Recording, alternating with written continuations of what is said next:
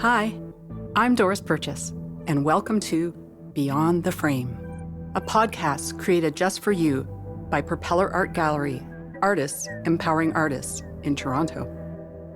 Together, we'll take a deep dive into the hearts and minds of working visual artists today and their practice. In each episode, you will hear illuminating and intimate explorations of all things art, and you'll hear it in the artist's own voice. We'll talk process, inspiration, challenges, and much more. Everything you've ever wanted to know about art making or about the artists themselves happens right here. So let's sit back and have a listen, shall we? Today we welcome Maya Skarzenski. Which ism is it? Under which ism would you classify your work? Yeah, I had to think about this one for a long time. And I kind of looked up artists that I thought were visually similar to me to see what movements they were in. But I guess I would say my work kind of falls under Fauvism, which might be like kind of a stretch because I don't think you would look at a Fauvist painting and then look at my work and be like, oh yeah, they're definitely the same thing. But I just really found that my work was very centered around color. And it was kind of the only art movement that really conceptually resonated with me. So yeah, I would definitely put it under Fauvism. Who's your muse? Influencers, educators, mentors, who has greatly inspired you? I found that Robert Rauschenberg has always had the really big influence in the way that I think about art and the way that I approach my work. He has a quote that really stuck with me, and I bring it up all the time. And it's, all aspects of life are open to art. And once I kind of heard that, I started thinking differently about art itself and like what I can do with it and how I should approach it. I think for a long time I thought that, art was just paintings on a wall. And I came across that quote when I was quite young, and I started to think about, what parts of my day can I bring art into, and what moments in my life are a part of my artwork, and how can I inject art into everything I do and in the way that I think. So then I started becoming more interested in like found objects, possibly even performance art. He's also done these white paintings, which, if you're familiar with my work, I find this really funny because they're so visually different from what I do, but I think in a lot of ways they're so similar. He did these white paintings, and kind of the whole point of them is that they might be blank, but they're still influenced by everything around them. So you might get shadows from whoever's in the room or like dust that's falling. So the work is very nuanced and different depending on where you put it, depending on who's looking at it, from what angle, the time of the day.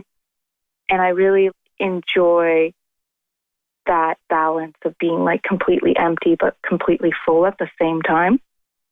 My own artwork is definitely very influenced by like where I put it. And I try and think about how light is going to hit it and what kind of influences the space will bring to it and the people will bring to it. He also has other artworks that are, I think, more visually related to my own, with his like assemblages and like more collage-y works. My own sculptures are they're definitely assembled. They're small pieces that I tie together and construct for a space, for a specific exhibition or show, or maybe even like a photo shoot, depending on what I'm doing. And I really like this idea of like an artwork that you can put together differently every time or take apart and turn into something different later on. Materials matter. What are your chosen favorite tools and preferred medium? I think my very favorite material to use is embroidery floss. I use it in my sculptures and my paintings because it's so versatile. I can get so many like different shapes and feelings out of it. In my paintings, I stitch it like right into the painting, whereas with my sculptures, I will like use it to tie my sculptures together, or sometimes I'll just throw it into the sculpture just to add more texture, to add netting or like some kind of delicate structure within the sculpture. Other materials I really enjoy working with, satin. It's reflective, it's delicate, but there's also something, I think, garish about it, like almost fancy, but like kind of tacky at the same time. I think in my own work, it almost has like a visceral quality to it. And in terms of paint, my favorite paint to use would definitely be acrylic, just because it's so much easier to use with these other materials. I feel like if I used oil paint, it would degrade the satin or the textiles or whatever else I'm using. I also need that quick drying time. I like the plasticky look of it.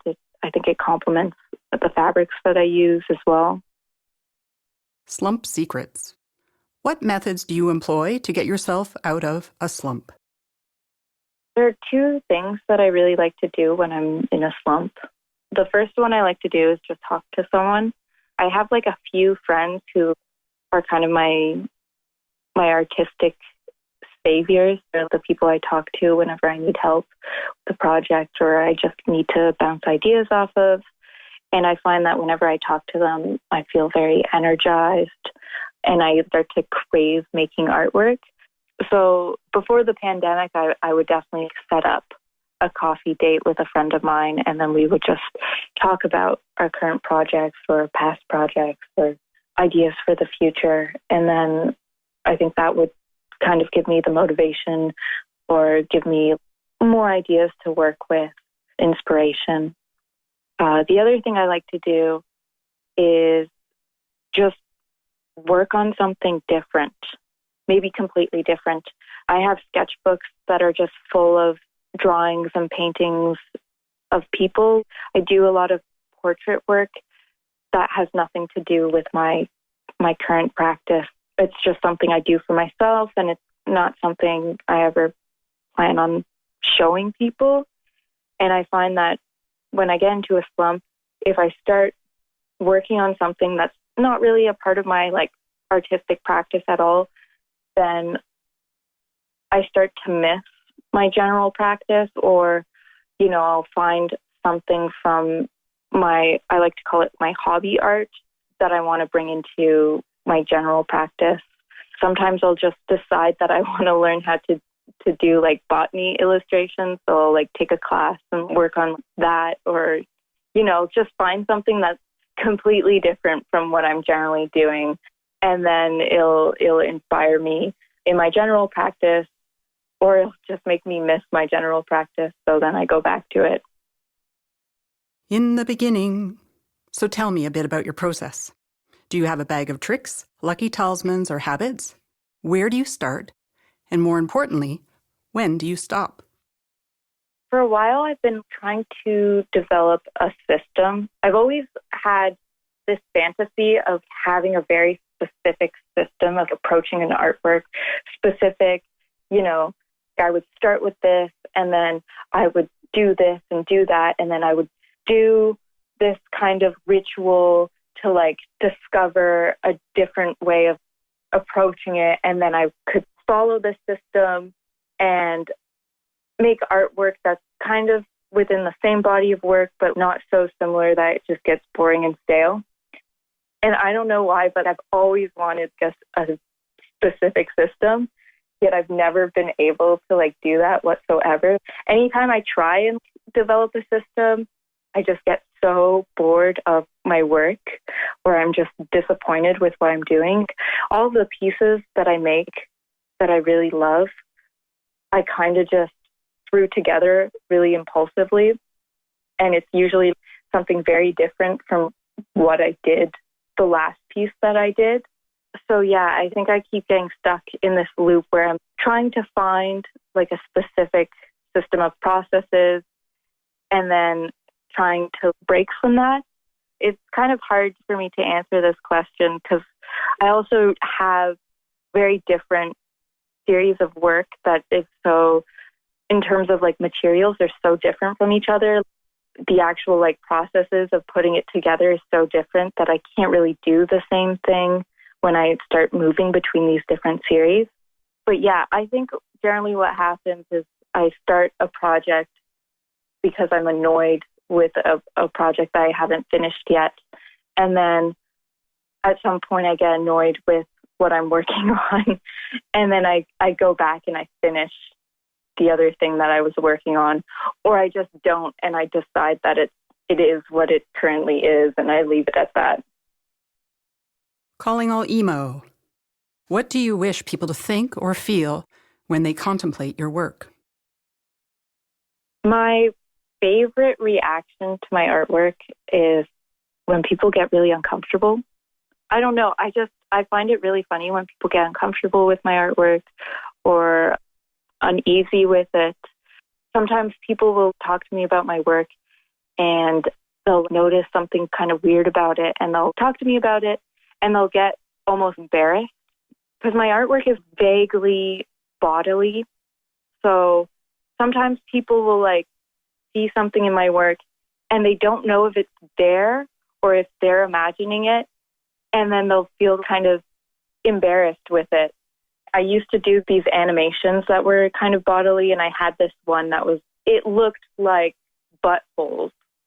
And no one wanted to say so, but that is what it looked like. And then finally someone brought it up, and they were like kind of embarrassed about it. But I was like, no, yeah, that's exactly what it is. And I kind of get that with other projects too, because at first glance, I think my work is very fun and playful.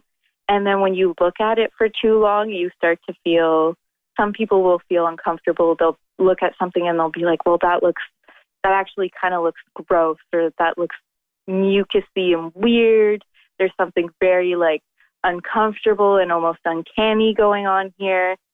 So I really like it when people start feeling that discomfort and they start noticing that sort of thing, because I feel like that's when people are really looking at my artwork and they're really trying to understand how to feel about it.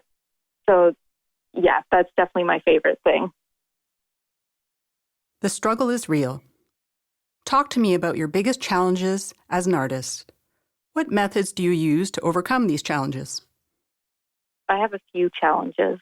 One of them is that I have too many ideas to work with. There are too many things I want to try. And so I don't know what to start with.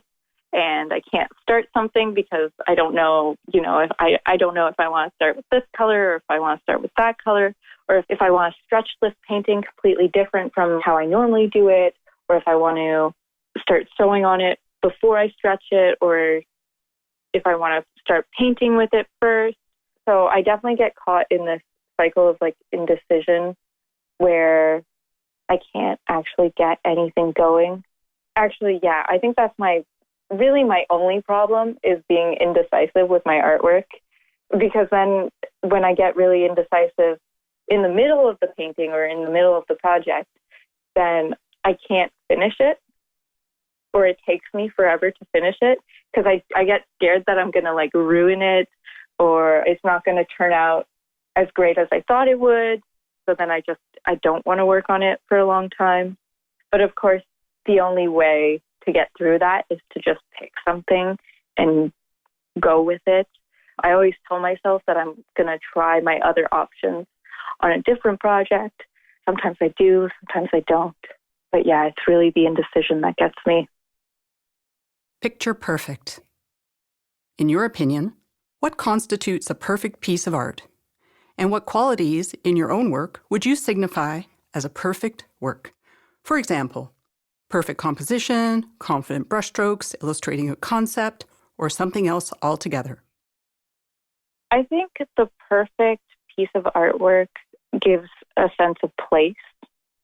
I think, to me, whenever I look at an artwork and I feel like it exists in its own dimension, like it's almost like a place that I could go and visit, then I think that's like the perfect piece of art.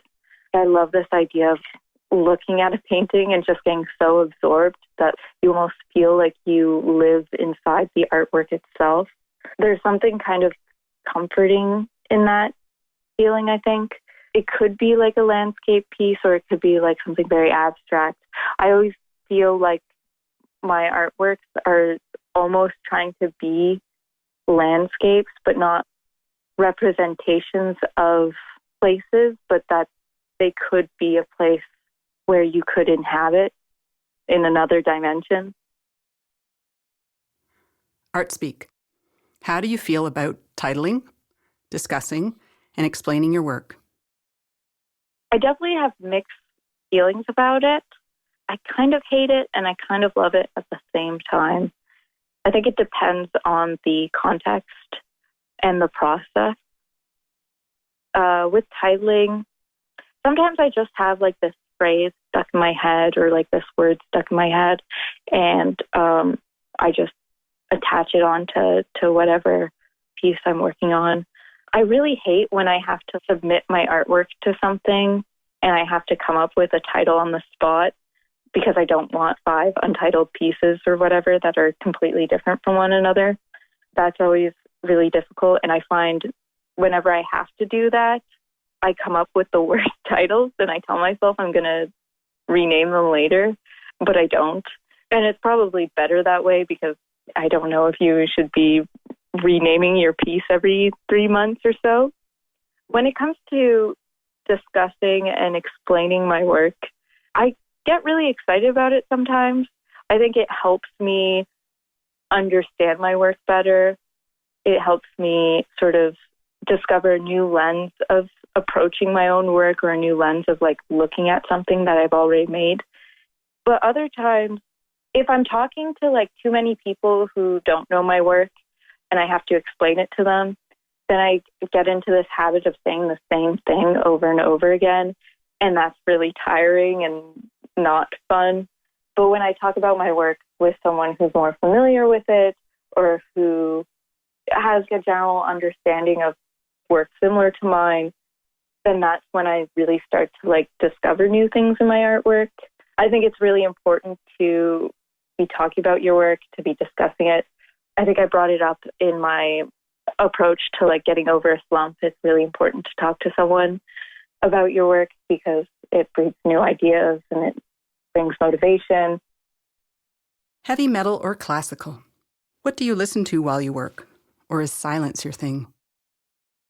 One album I always think of when I'm making artwork, or when I want to listen to something while making art, is Tago Mago by Can.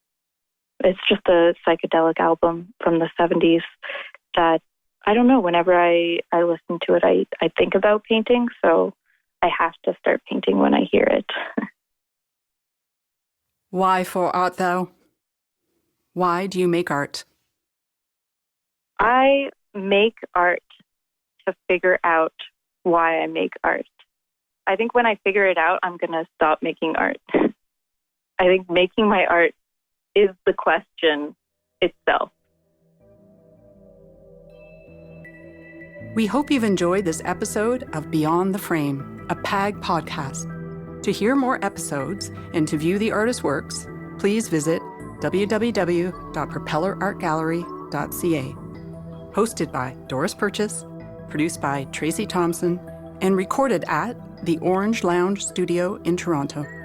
Also, the Propeller Art Gallery recognizes the presence of the Haudenosaunee, Anishinaabe, Mississaugas of the Credit, and the Huron-Wendat nations. We acknowledge we are hosted on land governed by Treaty 13, the Toronto Purchase, the Two-Row Wampum Treaty, and the Dish with One Spoon Treaty.